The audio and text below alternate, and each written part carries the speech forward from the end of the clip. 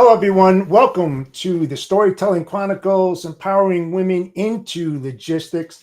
This is episode 22. Let's go.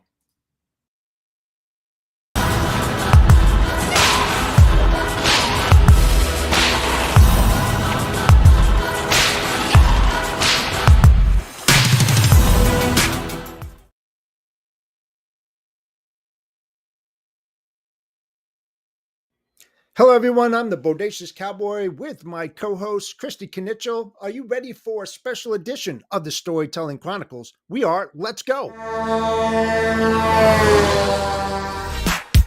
out! Pop, it's showtime. Showtime. Guess who's back again? Oh, they don't know. Gone tell. I bet they know as soon as we walk in. Showed up. I'm wearing Cuban links. Yeah. Designer mix. Yeah. Inglewood's finest shoes. Whoop.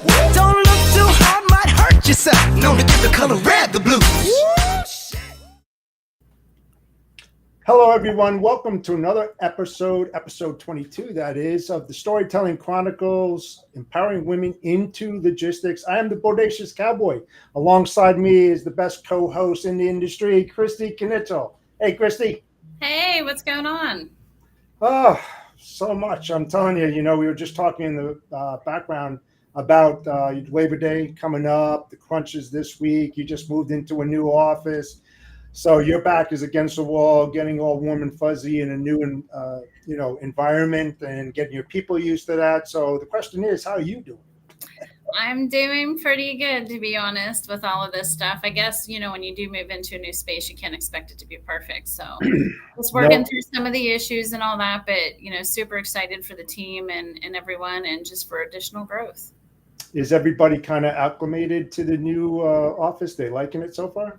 Yeah, it's completely like night and day. I should have taken a video of the older office so you could see. I felt like it was kind of dungeon-ish. There wasn't a whole lot of sunlight coming in, so to speak. So here, we're surrounded by windows, and I think having the space open up and just in a building that has amenities for the employees, like a gym, a cafeteria, a daycare, are just all going to be better for the growth. So, yeah, absolutely.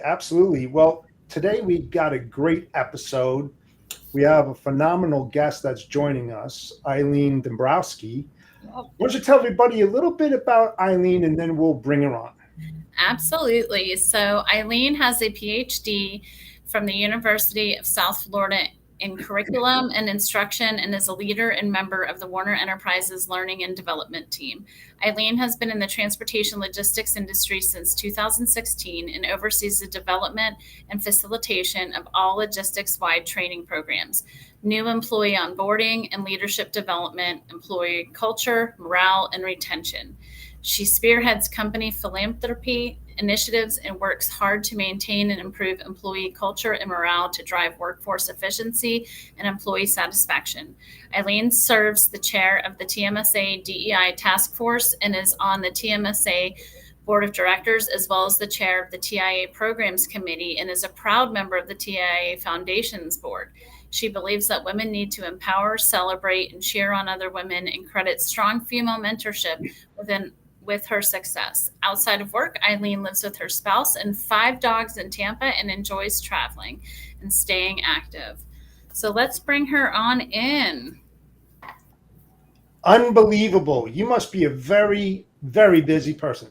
I don't think anybody in this industry sleeps much, but yeah, I think the older I get, the less I sleep. So I'm not really sure that's, on the journey to being healthy, but here we are.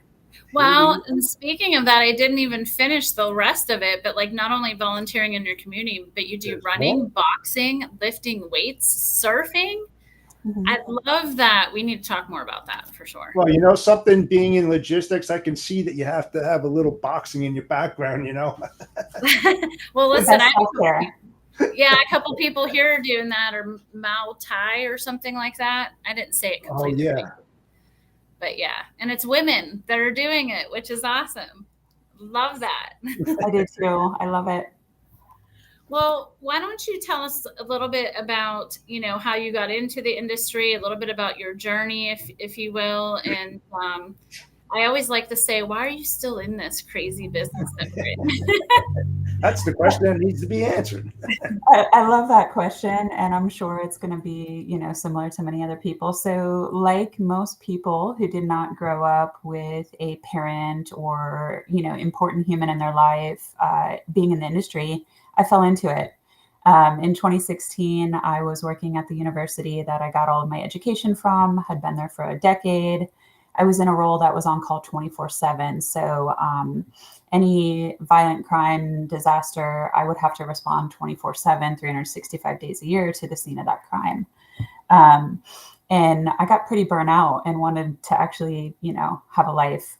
So I sort of posted my resume on LinkedIn, and this company called Reed TMS Logistics called me. And I was like, who are these people? They're in Brandon, Florida. I don't really go to Brandon. I live like on the Tampa side, but I was curious enough that I went. And my first interview was with a man named Jason Reed. And I was like, why do you want me? I know nothing about this industry. And he's like, that's why we want you. We want you to learn it from the ground up and build a training program that you are confident in. Because I've always been a lifelong teacher and facilitator of human growth. I just never thought it would be in the trucking industry. And I decided to make the jump. And I can tell you, not for a single moment have I ever looked back. I will always have kind of a foot into higher ed, especially my alma mater. Love teaching and developing students. I'm really big on internship programs. But the really neat thing about our industry is we get to do that. So even though I'm not formally with the university anymore, I still get to be a huge part of the summer internship program and the development of emerging professionals and things like that. And the other reason I love it, aside from the phenomenal people that I work with, and that's probably the number one reason I'm still here, I work with some pretty damn amazing humans that make as much time as I spend at work really enjoyable. And I think that is why most people stay. But I also love that none of my days ever look the same. I wake up and I'm like, okay, these are the things I'm going to do. And then the world says, no, you're actually not doing those things. You're going to put out fires or you're going to do whatever the business needs you to. But I sort of love that. Can't imagine doing anything else. Well, you're in logistics. I mean, that's I what was it's just all about to about. say that. Or even when you said you didn't want to work all the time, I'm like, what are you talking about? Logistics is like nonstop too.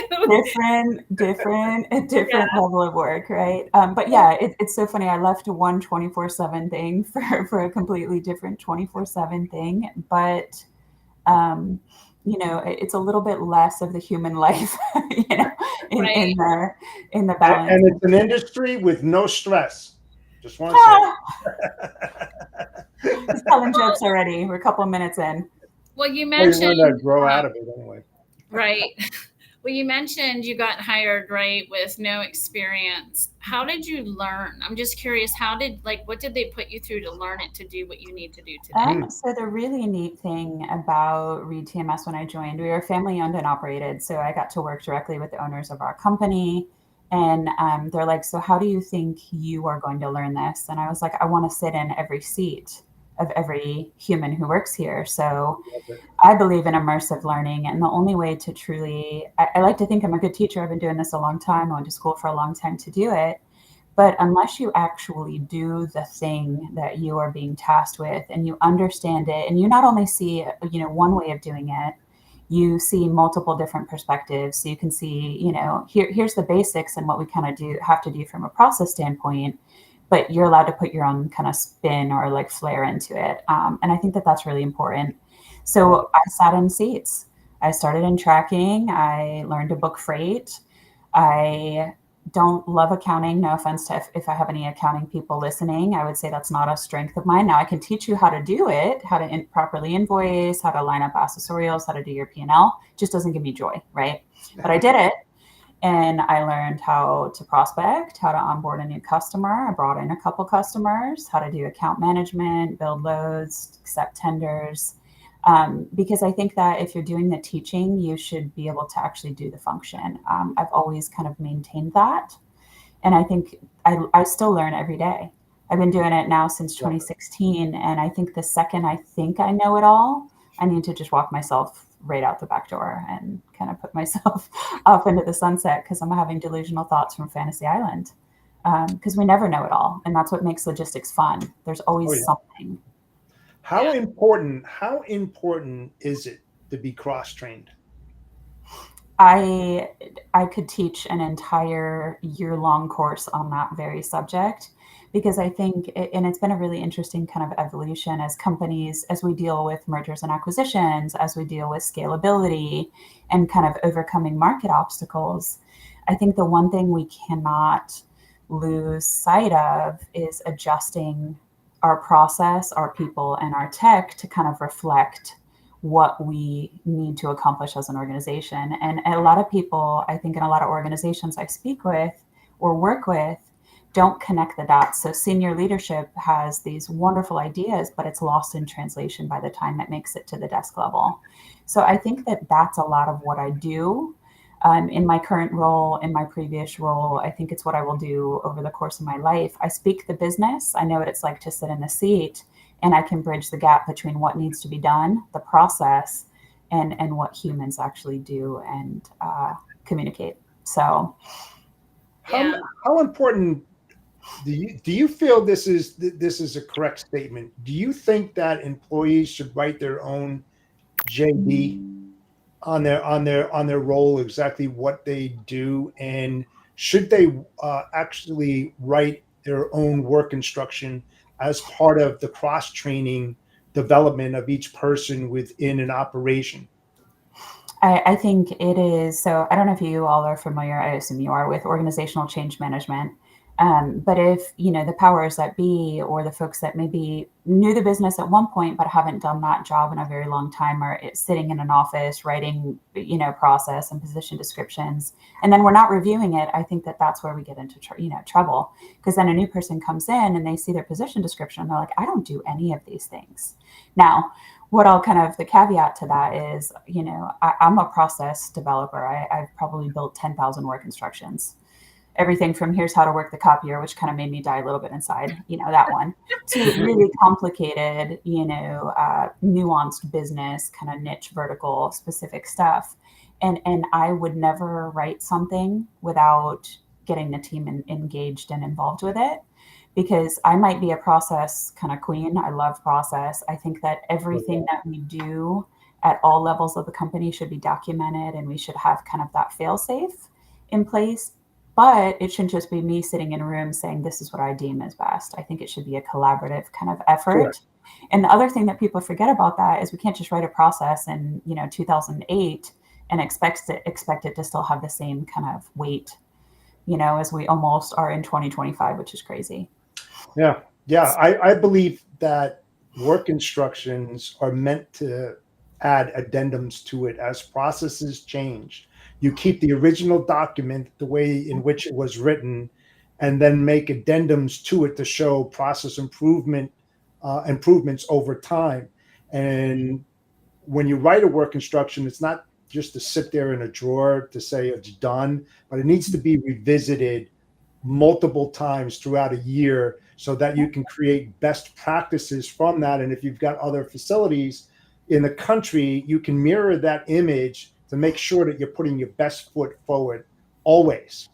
But you have to get other people engaged in it.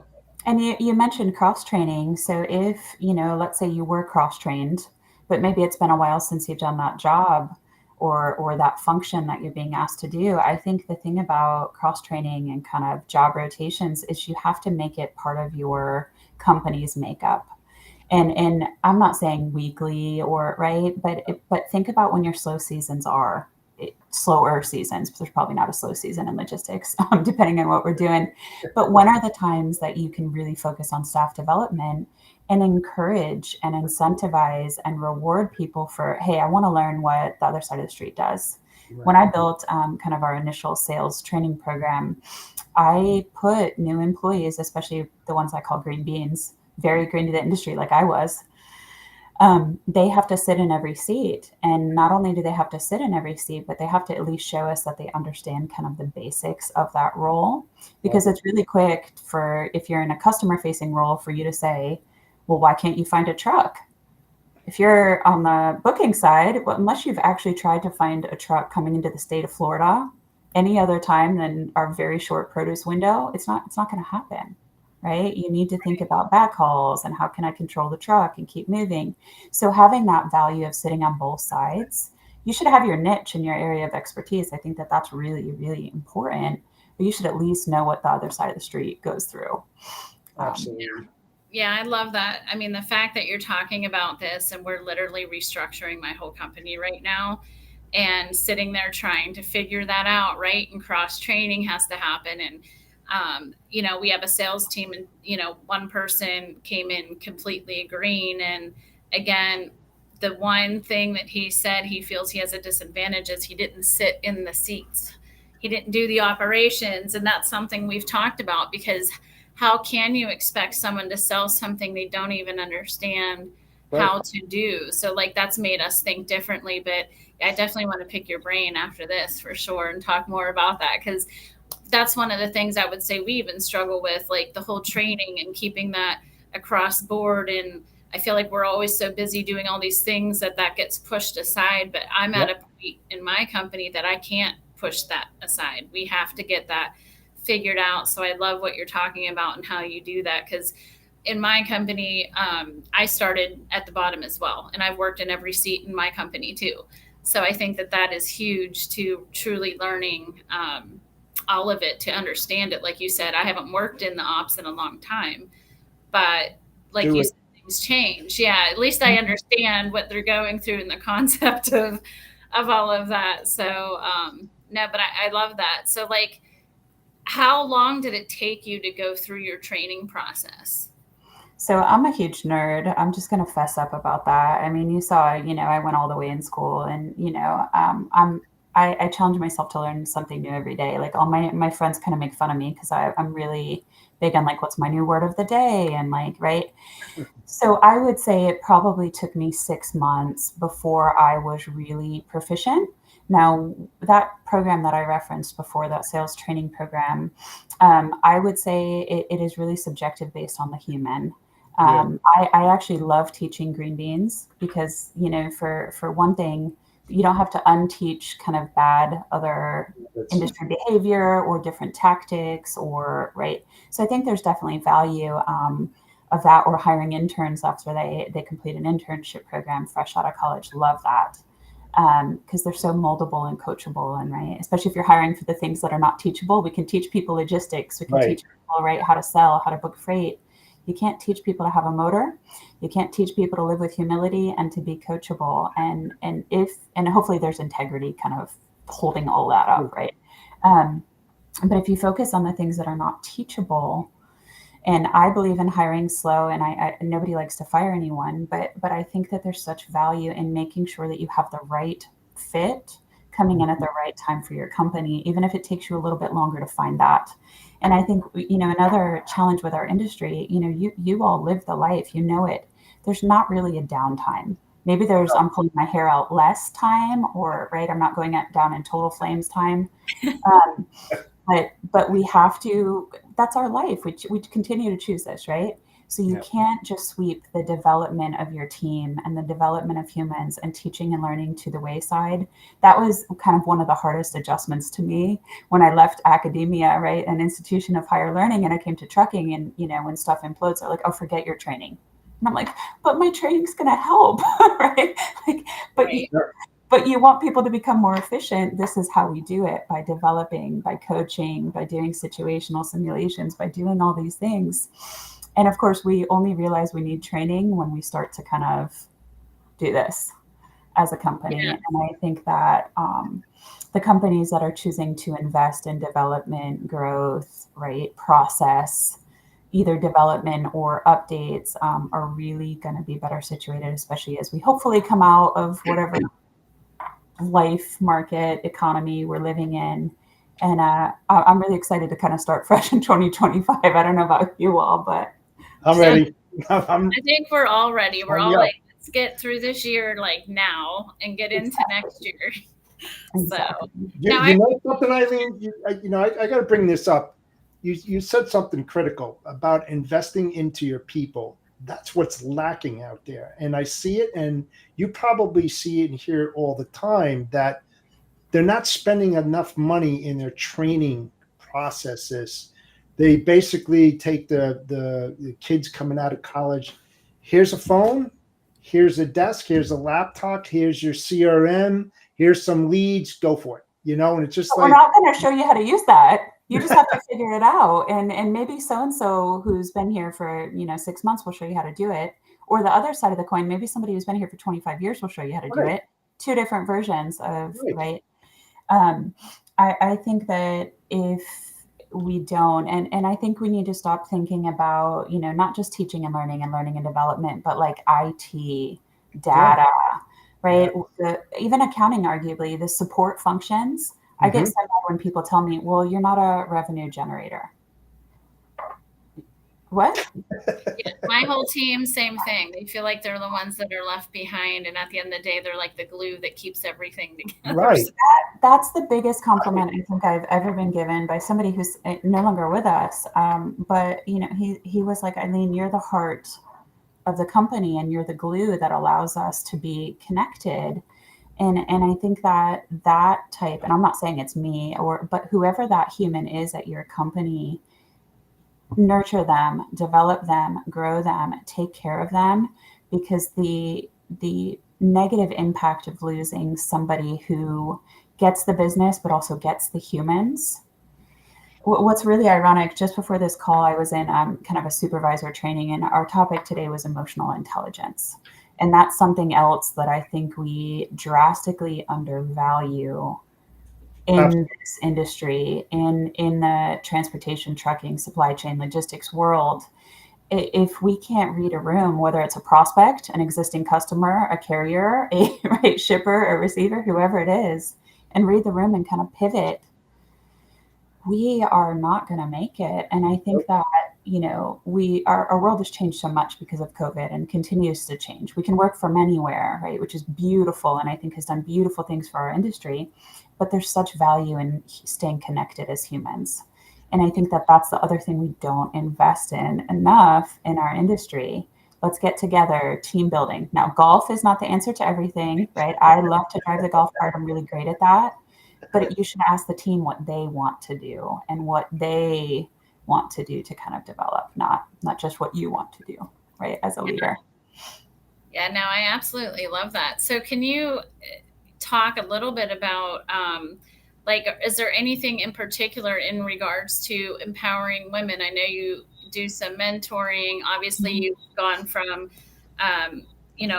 read TMS to where you're at now. Like, what does that look like within your company? Do people depend on you for that? Are there other people within the company that are in charge of that?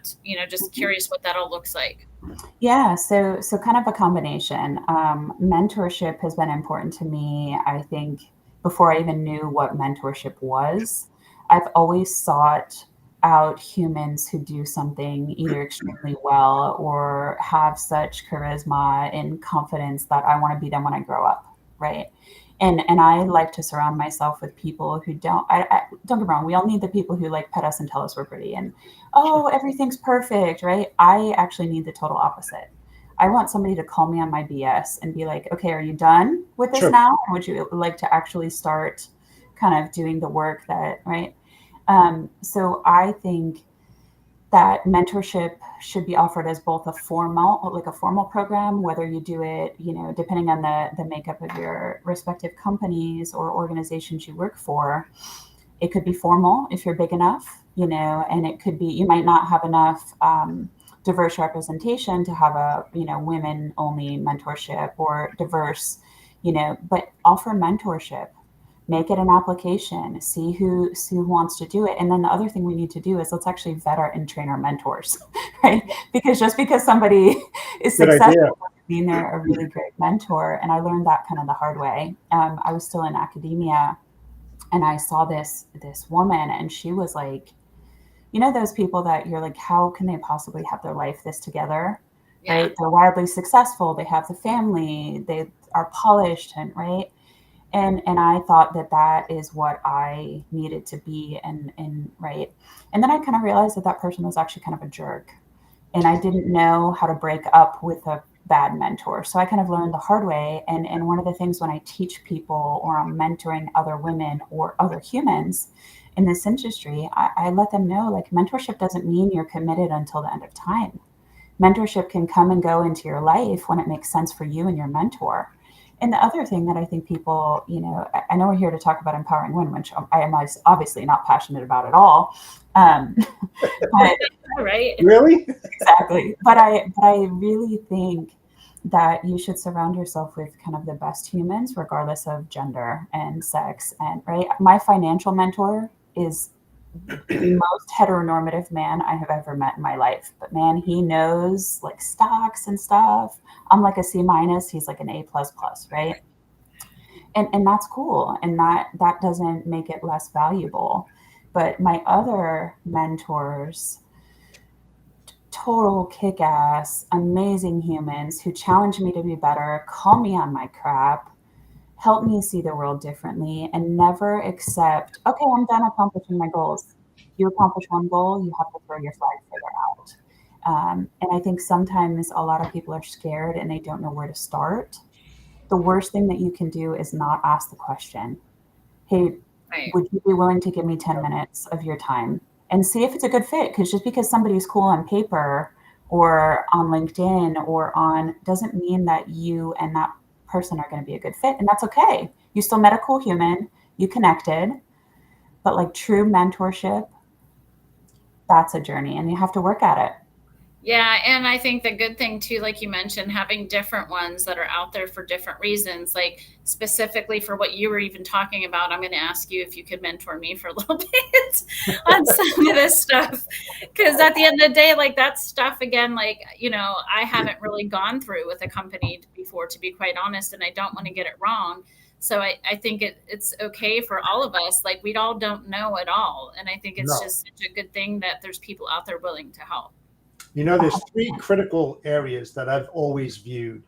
You need a good mentor, you need a great coach, and you need an excellent disciplinarian with constructive criticisms. Everybody gets that. I was so glad that my mentors were those type of people that kicked my ass. Like kicked my ass like there was no tomorrow. And I'm so grateful because they put me in my place and made me learn something that I was uncomfortable with. And if you're not uncomfortable in your position, then you need to find a place where you can get uncomfortable because that's where the most knowledge and learning abilities come from. You get in that bowl syndrome. Everybody hears about the bowl syndrome, No, that's not what it's all about. The more uncomfortable you are, the better off you'll be. And people don't get that for some reason. I don't know. The most profound growth moments for humans, even all the research in the world points to this, happens in our moments where we are the most uncomfortable and that we are put outside of our comfort zone and it's allowed to suck in that moment. Mm-hmm. But as soon as you leave, and that is when you're like, okay, as long as you're doing the reflection and kind of growth and work, it's no different than a relationship in your life. You have to have a relationship with yourself and kind of hold yourself accountable. I really like the phrase accountability partner or partners. And I am so fortunate. I've worked pretty hard to get my life to where it is anyway. But I've also gotten to the point in my life where I'd rather have less humans who are my rocks and kind of my ride or dies. But I can call any one of them any time of day, 24, right? And they are going to be there for me. And that's what matters, quality, not quantity. Yeah. Bingo. Yeah, no, that is very true. So we talked a little bit about DEI and your work on the TMSA, which, we all love the TMSA. And I know Jennifer's listening in as well, which is awesome that she's supporting. And you're also on the committee for TIA. Can you talk a little bit about what you're doing there and have you seen an impact from what you're doing there or change? Yeah. So what's so funny to me is that, DEI kind of comes in like waves, right? We talk about it, then it rides off into the sunset, then it comes back, and then it rides off into the sunset. Or my kind of one of my personal kind of pain points right now is that there's companies thinking about removing the E from DEI. And I'm like, how can it be, right? So we have lots of work to do, but the thing is, to me, DEI isn't a separate thing that I do. DEI should be part of every aspect of our work. And don't get me wrong. And the other thing about DEI, it's not perfect. And because we are imperfect as humans, I make mistakes. I learn every day about how to be a more inclusive human and how to, make the world kind of a better, brighter place for all. And I think, again, that's why it's really important to surround yourself with people who don't look like you, don't think like you, don't move through the world like you, and have kind of been through different things. And I would argue it's even more important to surround yourself with a leadership team that is exactly all of those things. If all your leadership team looks the same, right? Or acts the same, because sometimes diversity isn't able to be seen. Like, I think you all know this about me, right? But everyone assumes that I have a husband because of how I look, right? And what I present to the world. And then I have to play that awkward, am I going to tell them about my wife? Am I not going to tell them about my wife? Am I going to just roll with it? And yes, my husband, or intentionally use word like spouse. So I've even been able to help executives see the difference in, hey, let's not make assumptions about people. Ask about their spouse instead of husband or wife. Yeah. Is our employee handbook using inclusive language? Do we have diversity represented? When was the last time we even updated our employee handbook? Because that's a whole separate issue. But it's definitely, I don't think DEI should be separate. I think it should be woven into everything that an organization does. Yeah, and I love that you say that specifically, because some people or companies haven't even experienced some of that, or I feel like don't even know where to begin or what does it truly encompass, I guess. So you made a really good point there, because people do assume that this is the way that it is. Like you said, husband, wife, for example, and I applaud you for saying that. I had someone who worked with us recently too, same situation. She wasn't married, but she, had a girlfriend, and I know she had mentioned to me at times she felt very uncomfortable in her previous employer. So I felt like I wanted to do more to make her feel more comfortable here, because it shouldn't have to be that way, where you feel like, can I say it, right? How is that going to be received? So here's the bottom line on that. Okay. This is my own feeling, right? It doesn't matter about the gender or the race or sex or anything like that. I'm not hiring because you're one of those. I'm hiring the best person that's the best fit for the specific role that I have available in the discussion. I don't care what your background, that's not important to me. I want to fulfill, whether it's a woman, man, whatever. It doesn't matter. I want that best person in that role, period. I agree. And I think the other thing that we have to kind of be mindful of with DEI is you can't be scared of it and kind of stick your head in the sand and not participate because you're scared about getting it wrong. That actually does so much more damage to organizations. And the other thing, when you think about, exactly what you said, involve the people who move through the world differently in your DEI efforts, and let them kind of educate and teach you. And one of the really beautiful things that I think the DEI task force for TMSA has done is even thinking about, what are we celebrating each month? We shouldn't just pick the holidays that I as a human celebrate, or that Jen or TMSA celebrates. What are all of the kind of DEI minded holidays out there? And even as an organization, are we sending happy holiday cards, or are we sending a very specific holiday card? Because you never know what your customer, your prospect, your carrier, your shipper, your appointment scheduler celebrates, believes, how they move through the world. And it's really, I'm just going to say, it's not hard to be a good human.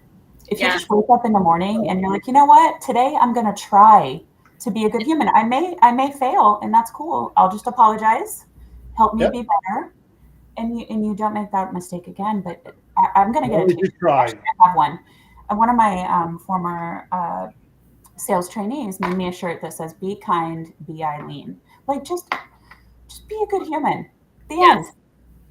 I agree. That's exactly how I feel too. Well, hey, this went really fast. We're going to go to our sponsors real quick. We have a little bit to read and show for them, and then we'll be right back. Our first sponsor is TIE Software. So TIE Software simplifies freight management for brokers, offering an all-in-one platform for quoting, booking, and tracking shipments. Learn more at tiesoftware.com. Brokering, success demands a battle-ready strategy. TIE TMS equips brokers with the ultimate battle station for conquering a tough market. With TIE, brokers gain access to a comprehensive platform where rate intelligence and quote history converge on a single screen. It's not just a page. It's a strategic command center designed to help brokers win. TIE equips your team with all the data they need to negotiate with confidence and allows them to communicate directly with carriers and customers from a simple control base. Revolutionize the way your brokers perform by giving them a competitive advantage with TIE TMS. For more info, scan the QR code or go to tie-software.com/battlestation. Freight Validate, the ultimate identity and compliance verification system for the logistics industry. Freight Validate empowers shippers, brokers, carriers, and more to ensure compliance and regulations and mitigate fraud risk. With Freight Validate, you can easily verify entities' compliance status and identify potential threats within minutes. Don't risk your business with unverified carriers or brokers. Choose Freight Validate for a peace of mind. Learn more at freightvalidate.com and start your verification process today. Freight Validate, revolutionizing identity and compliance verification for shippers, brokers, and motor carriers with cutting-edge technology. Now, experience the power of voice-activated information retrieval with Siri and Alexa. Hey Siri, check Freight Validate. Sure, what's the MC number? 387211. The company Direct Expedite LLC is a broker and is freight validated. Company ownership has completed facial recognition verification. Basic company identity verification, risk assessment, and compliance info has been verified by freightvalidate.com. Please follow company protocols for additional safety and compliance vetting. For more information, please go to freightvalidate.com. Freight Validate ensures complete access to our state-of-the-art identity and compliance verification system. Speed, accuracy, and savings all in one package. Don't miss out. Upgrade to Freight Validate today. Fraud starts with fraud. It ends with Freight Validate.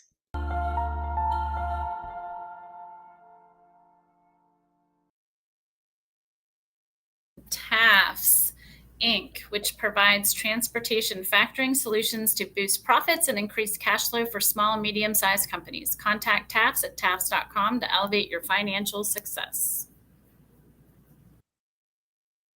Trucking excellence meets unparalleled service.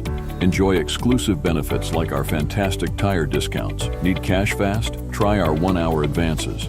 Plus, we're here for you 365 days a year. Need loads? We have a pro dispatch service. This is why TAFS was recognized as the top factoring company in 2023. You'll benefit from strategic partnerships for enhanced operations. Access business loans and manage your finances easily with our client portal, F2 Fuel Card, and mobile app. At TAFS Factoring, we're more than just a factoring company. We're your partner in success. Contact us today to see how we can help your trucking business thrive. And we're back. We're back. Just like that. So I know we ended talking a little bit about the DEI at TMSA. So how has the rest of the board embraced what you're doing? So actually the board kind of voted for us to be a new thing. So the TMSA DEI task force has only been around a little over a year, I would say. So and it was a unanimous vote. They kind of recognized the need. I initially was just pumped that they were going to do it. And I get to work with this phenomenal group of humans who challenge me to do better every day. I learn from them as much as I hope I get to teach them. And I think one of the most powerful things that they've taught me and reminded me has been, you never know when you are talking to somebody kind of how they move through the world unless they choose to share it to you or what they've been through. And, a lot of people judge us by the color of our skin or how we speak or how we dress, but they may not know all the facets that make us unique. And I think it's those facets that unify us as an industry. And think about the beautiful diversity present in logistics. My team speaks 27 different languages. That's pretty damn phenomenal. Right? And that allows us to better engage with our carriers, better engage with our customers who maybe speak the same language. empathize, right? Lead with, compassion, and never forget the human element, which I think is really important in this industry, because when one of us is doing well, another one might not be, right? Right. And it's about how do we ensure the overall long-term success of everyone involved, not just ourselves. I agree. Yeah, I've got a offshoot kind of question here. With everything, how do you feel the logistics industry is doing right now when you look at, all genders, women specifically?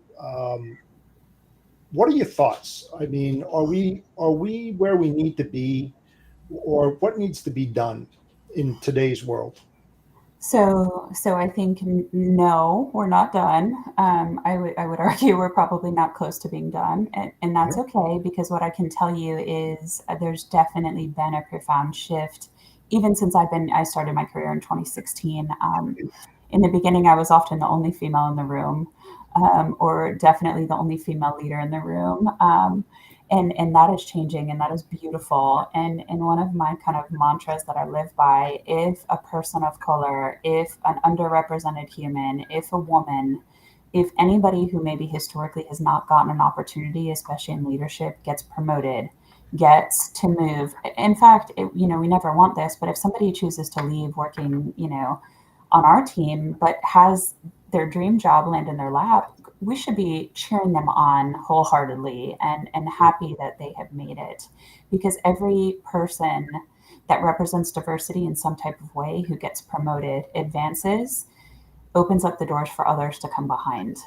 And I think a lot of people get stuck in their feelings because they feel like it should be me, or I feel like I should have this title, or Yeah. maybe you should, but that doesn't mean you can't be happy for this other human who is getting that opportunity. That's my favorite thing to do. And I think there's nothing more powerful. We're here to talk about empowering women into this industry. My favorite thing in the whole world is when women are publicly praising and cheering for other women who've had success. The second we do the opposite and we become bitter and we feel like it should have been us, we are actually, any forward progress we've had comes to a halt. I would love for us to not need the Women in Trucking Association or a DEI task force, or women Right. in supply chain, or but until we do, it's awesome that there are these mechanisms for people who move through the world in similar fashions, or who want to understand humans who move through the world in those fashions. Because the other important thing about this work, it involves the allies who represent other aspects of diversity. So we're here to talk about women. Guess who we need in our corner? The Jeffs of the world, Yeah. cheering us on and kind of recognizing the need, and strong male allyship and strong allyship outside of kind of our identities is so important. Yeah.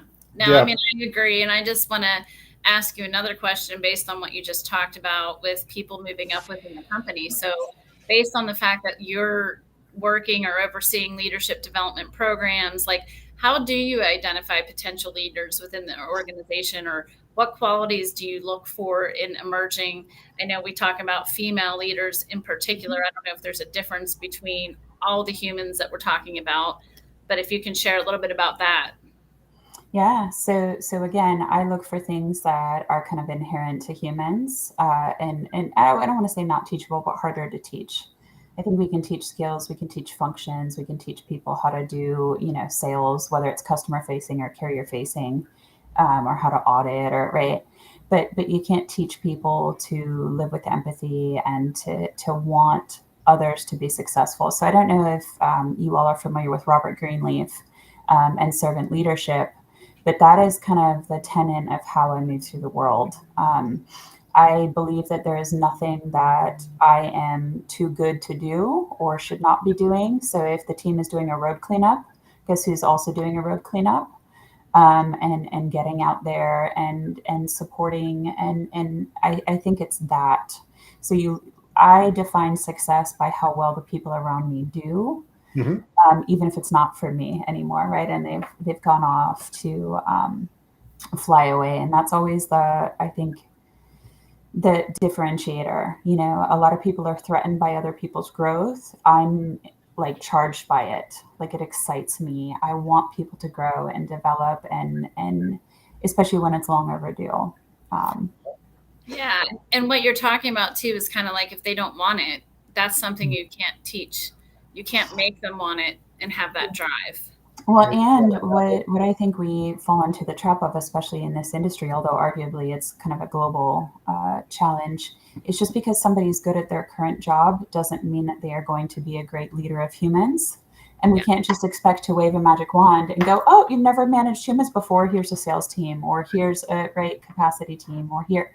Human management and human development are so complicated and intricate, and I think we just can't dump people into leadership roles without actually taking the time to develop them, and then wonder why it goes south. So you asked about qualities for prospective leaders, and that I just look for in humans that I like to be around as well. So that drive, right? That wake up in the morning and kind of give a crap. I'm going to try not to curse on the show. I'll write work and look at the Go right ahead. I know, but I'm working on it. It's one of my personal goals this year is to have less of a potty mouth. So here we are.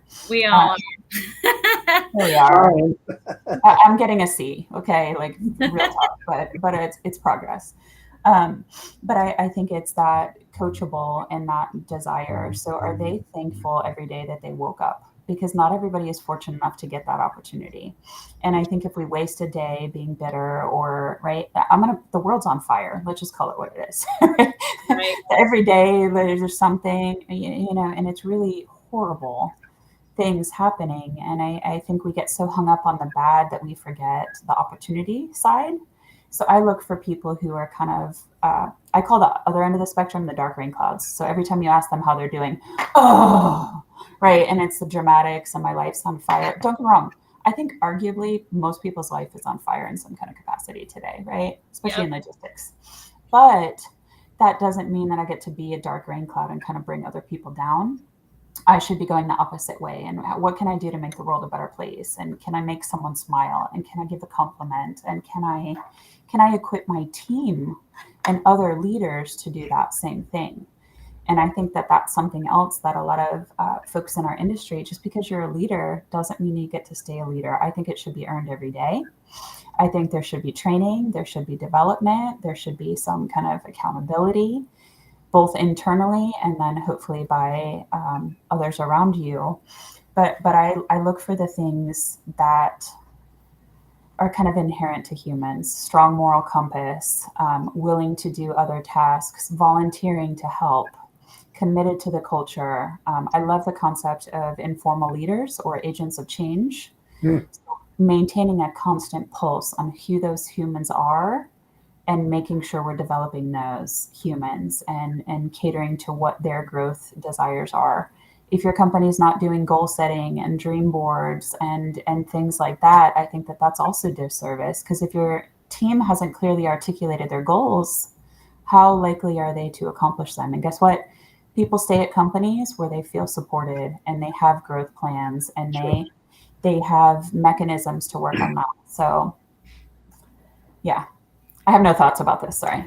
Yeah, no, that's a lot of great stuff. I mean, to be honest, again, I think just talking about the things that you can't teach, and people that want to continue to move up. I made a mistake early in my career because I didn't have a teacher, wasn't really trained other than my dad throwing me in the fire, right? But I actually promoted my best friend. She's worked here for 25 years.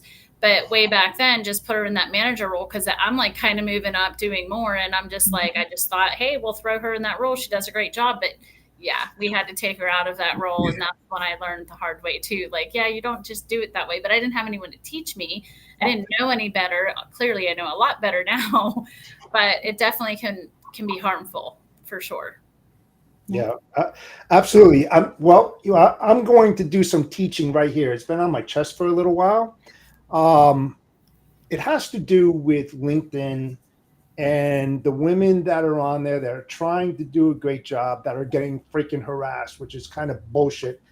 Let me tell you guys out there, LinkedIn is not a dating site. All right. These women are trying to move up. They're trying to do their job. When they put content out, it doesn't mean they want to get hit on. All right. I can only imagine what you're doing in your office. If you're doing that online and trying to pick up women by posting ridiculous, idiotic stuff, I can't even imagine, or I can imagine what you're doing in your office, and you should really stop and think about it. If you got a wife, if you got a daughter, how would they think about that kind of stuff? I just have to say that because it's still out there. That's why I asked Eileen earlier, are things pretty good today, or they improved? And no, we have a long way to go. Hell yeah, definitely you guys have a long way to go. But guys, just do me a favor, and if you want to call me out, go ahead. I don't give a shit. All right. The thing is that you just got to stop your bullshit and stop doing this. You want to go to a dating site, go find a freaking app or go to Facebook.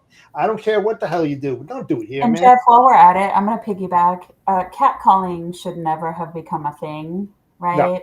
But it needs to really stop. And I could not agree more. And look, objectification of women and minorities and people's bodies and right double standards and all of that is garbage. Yeah. It's pure garbage. Again, be a good human. The Yeah, end. I mean, I hear it all the time. I have a lot of women friends, my wife knows them as well, and they send me these DMs. It's just like it's ridiculous. Oh, this idiot, this whatever. I mean, we were talking about someone else before that was harassing Christy. It's all BS. And there's a couple people that are calling that individual out, and it's just. It's not the place, guys. Act professional, will you? I mean, seriously. Well, and build a culture, whether it's in an online community, in an organization, or in your company, that does not tolerate things like that. Because the moment we let that become the norm or okay or tolerated, we are going to lose really talented, good humans because they're not going to stand for it. And to lose any good human for any reason other than they landed their dream job or won the lotto or became a parent or whatever that right journey looks like for them, but because of lack of inclusion and catcalling and sexual harassment and things like that, that is absolutely unacceptable. Yeah, and that's why I spoke about this months ago about corporations having safe rooms for women that can go in there and they know that they're not going to get, what's that called? Reprimanded for going in there, or ridiculed for speaking their mind and saying, I got a problem with one of the employees, they're getting really close. They're sending me, really BS freaking emails, etc. There should be more of that where women can go in there and feel comfortable and not be upset so they can get it off their shoulders. I mean, and they should have it for guys too. They really do. I said that before, Well, my biggest issue is just, and I've told Jeff this as well, like I went through this early in my career and there's been some recent ones too. And I just feel like I'm concerned, like we talk about empowering women and all that. And we know women have an issue with confidence. And like, I feel like these situations can make it even worse because they feel like, I don't want them to feel like they have to do something they shouldn't do because they're being pressured into it by someone who's not, or shouldn't even be doing that in the first place. Or thinking that it's just normal. Like that's my thing, like where I'm at in my career now, I'm looking at all the young women coming into the logistics. I'm like, this is great, but I almost feel like they have to be like warned. And that's just crazy. That is nuts. About. Yeah, so. I mean, my daughter has her own business. She has a property management business, and my daughter's really good looking. I have nothing to do with it, number one. But she gets harassed. She gets harassed all the time. She's 31 years old. She's not married yet, and it's unbelievable. So that kind of rubs off on me. It's just like it's not just happening to my daughter. It's happening to a lot of women out there, whether they're younger than her age, or older. I mean, it's well, and that's why we need to have organizations and mechanisms like this that, and I hate to say it, that if there are executive teams where there's a lack of female visibility, especially strong females, that is going to show what message to your team. There's no hope for me. What can I aspire to be? And again, that's why I love the connection to kind of emerging professionals, because I don't believe that we should sugarcoat the realities of the industry. Now, I'm not saying, hey, guess what? You're going to be catcalled. Yay. Hey, you're going to, right? But I think teaching people the reality of moving through the world differently, no different than a person of perceived physical color diversity moves through the world. These are different experiences that need to be taught by the humans who are impacted.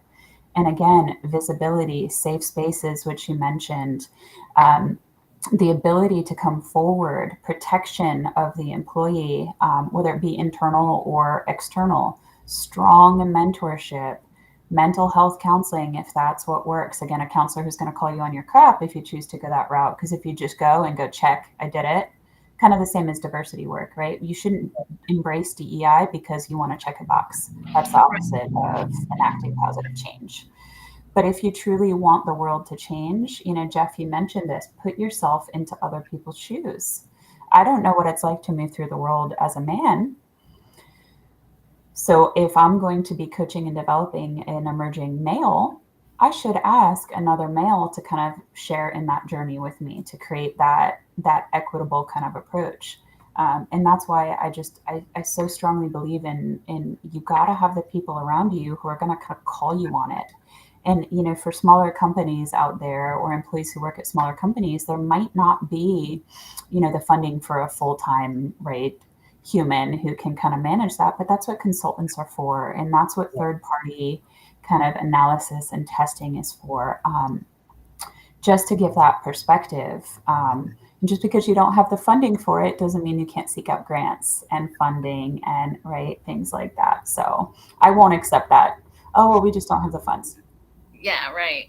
Well, can I find funds? And then what are you going to do, right? Yeah. Yeah, no, but I agree with you. Like, we just have to continue to talk about it and make sure that people are listening and hearing and understanding. And one thing I want to throw out there too, when you said you don't know how a man thinks, like within my organization, there's a lot of women, and a male runs my organization. So he was going through leadership coaching with another woman to better understand how to work better with women. Yes, And, exactly. Because I talked with him one time about like emotions. We went through a really tough time, and I'm like, well, yeah, men typically don't show emotions. And he's like, well, you're wrong. It's a different way. Like, yeah. I'm just saying, like, women tend to cry more visibly than men would typically, and again, that's just another whole thing, like working with a bunch of women, we're just so different. And I think taking the time to learn all that too is a really good thing to do. Hey, I'll tell you firsthand, I was a notorious cursor. I never thought about women in my office going back 25, 30 years ago. So what did I do? Because I knew it would be the best thing for me. I hired a preacher's wife. And then I hired another woman who was a huge disciplinarian, thick skin as it was. She would call you out, whatever. They changed me. Those two individuals, when I was at Ford, absolutely changed my whole perspective on everything that I did. And I'm thankful that I did that. It was just like a calling. You need to hire these people. They're going to make you look fantastic. And they all got promoted. Even 25 years ago, I promoted them and stuff because they were really, really good, and I'm so glad.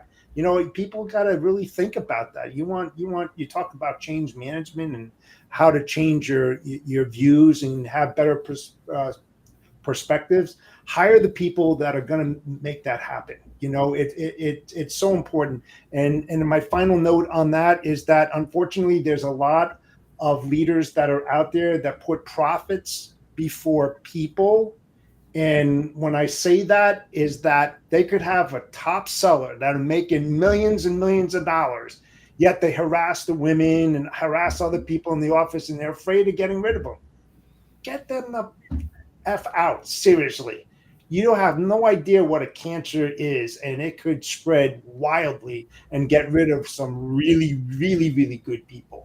So you got to be in the trenches, like Eileen said. Get out there, get in the trenches, learn what people are doing, listen with intent. That's what people need to do constantly all the time. Without listening with intent, you're not going to be able to understand what is being said and how it's being spoken. So you need to do that. Yeah, for sure. Well, listen, this has been an awesome conversation, and I am definitely going to hit you up after this, Eileen, like I said. So, but with that being said, can you give our guests some advice, whether it's a woman coming into the industry or any human? I like how you use that word human. I think that's great. I love So, it. yeah. So, can you give our audience some advice? Yeah, so go for it. Ironically, I'm doing a presentation at the Women in Trucking conference on tips for propelling your career in a male-dominated world. So shameless plug, come check me out if you're at Women in Trucking. But I would say go for it and never stop working on your personal brand. And I think a lot of people assume that if you're not in marketing, you should not be working on your own personal brand.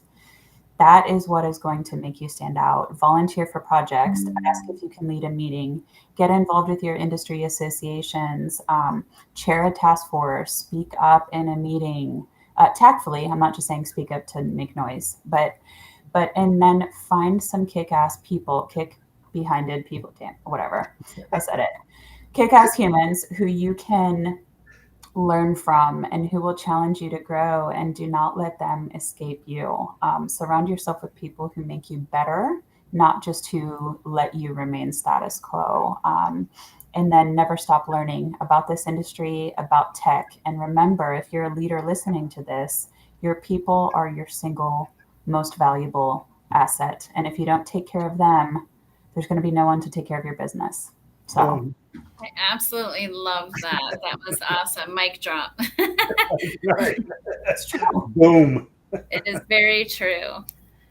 Well, with that being said, and thank you again, Eileen, for coming on the show. We truly, truly appreciate today's conversation. Thank you so much. We enjoyed having you on, and definitely would want to have you back at a later date for sure. I thought our conversations were in depth and kind of went off the rail a little bit, but all good, all good. And there's nothing like a live show and talking about the way that we actually feel. And hopefully, if our audience just takes one thing away from the show, is treat people the way that you want to be treated. We've all heard it in the past a gazillion freaking times, but be a good human. My mantra. That's it. So with that said, Bodacious Cowboy is out. Until next time, if you liked what you saw, please subscribe to the channel, the Bodacious Cowboy podcast channel on YouTube, or actually subscribe or follow the Storytelling Chronicles, and we'll see you next time. Thank you, guys. Thanks for having me. Thanks. You're welcome. Thank you.